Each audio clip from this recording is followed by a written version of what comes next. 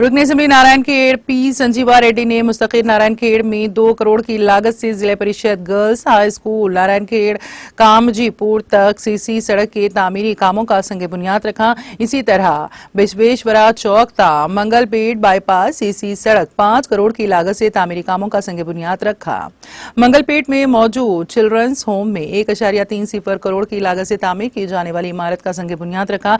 इस मौके पर उन्होंने बताया कि बल्दिया नारायणखेड़ के लिए 20 करोड़ मंजूर किए गए। इस मौके पर उनके हमरा आरडीओ अशोक चक्रवर्ती, सीडीपीओ सुजाता सुरेंडेंट विजय कुमारी, बल्दिया नारायणखेड़ चेयरमैन आनंद स्वरूप शेटकार, नायब चेयरमैन दारम शंकर, काउंसलर्स नारायणखेड़ मंडल कांग्रेस पार्टी के सदर एमए वहीद ताहिर, साबिक मार्केट कमेटी के नायब चेयरमैन वो साबिक एमपीटीसी मोहम्मद अब्दुल खयूम और मुमताज, कांग्रेस पार्टी कायदीन कारकुनों की कसीर तादाद मौजूद थी।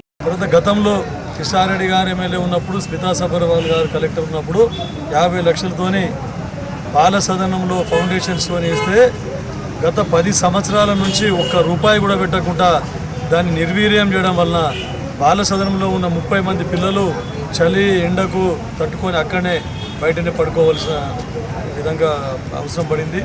దాన్ని దృష్టిలో పెట్టుకొని మొన్న కలెక్టర్ గారు విజిట్ చేయడం జరిగింది. పాపం కలెక్టర్ గారు విజిట్ చేస్తూనే దానికి స్పందించి త్వరలో 1,36,00,000 ప్రొసీడింగ్ ఇవ్వడం జరిగింది.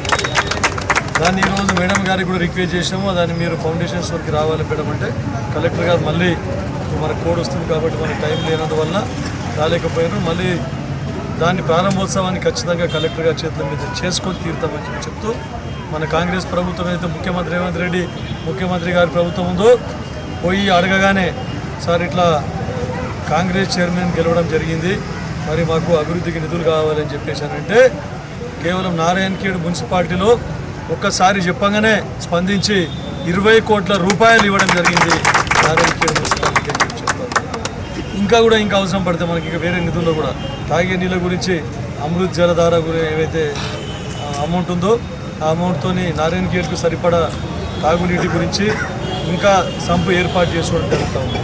తర్వాత మిషన్ భగీరథ సిబ్బందితో మిషన్ భగీరథ ఇంజిన్తో మాట్లాడి నారాయణఖేడ్కు సరిపడా నీళ్లు గ్రిడ్ నుంచి తీసుకొని వచ్చి ఎండాకాలంలో నారాయణఖేడ్ మున్సిపాలిటీకి ఎలాంటి నీటి కొరత లేకుండా మా ప్రభుత్వం చూస్తుందని చెప్తూ ముగిస్తుంది.